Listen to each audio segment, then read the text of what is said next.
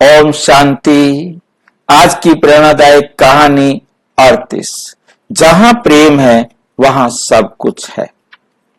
एक बार प्रेम स्वरूप यशपाल व धनदेव नामक 3 साधु एक ग्रस्त परिवार में पधारे। उनमें से एक जोर की आवाज में बोला, अलख निरंजन। इतने में अंदर से एक माता निकल कर आई और तीनों महात्माओं ने अपना परिचय दिया कि हम बहुत दूर पहाड़ों से तपस्या करके आए हैं। तीनों में से किसी एक को अंदर बिठाकर विधिवत भोजन स्वीकार कराएं तो आपके सभी मनोरथ पूरे हो जाएंगे।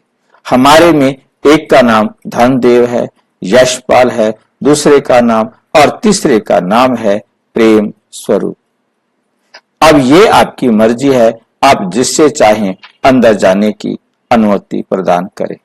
तो माता बड़ी खुशी खुशी अंदर गई और अपने पति से कहने लगी कि ऐसे ऐसे 3 महात्मा हमारे दरवाजे पर आए हैं, जिनके नाम यशपाल, धनदेव एवं प्रेम स्वरूप हैं।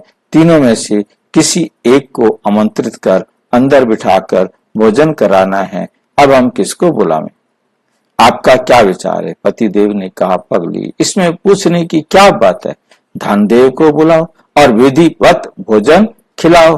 ओ भाग्य है जो धनदेव स्वयं हमारे अतिथि बनकर आए हैं। पत्नी बाहर आई गई और सोचने लगी कि धनदेव को भोजन खिलाने से मुझे क्या मिलेगा? धन आएगा तो उन्हीं की जेब में जाएगा।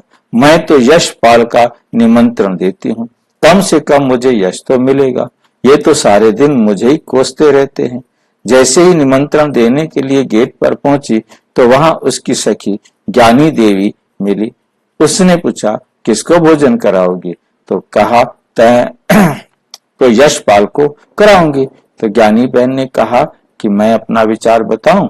माता ने कहा, बताओ।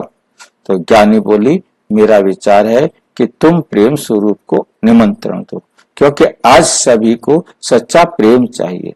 प्रेम से भरपूर हो जाएंगे तो परिवार में चारों तरफ खुशहाली आ जाएगी।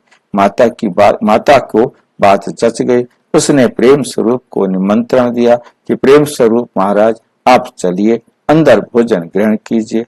तो जब प्रेम स्वरूप चलने लगे, धनदेव और यशपाल भी चलने लगे। माता ने कहा, मैंने तो एक को ही चुना है। तीनों ने कहा कि आपने चुनाव अच्छा किया है। जहां प्रेम जाएगा वहां धन भी जाएगा और यश भी जाएगा।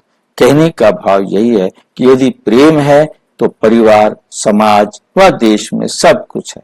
हमें प्रेम की ही सदा खातिरी करनी है।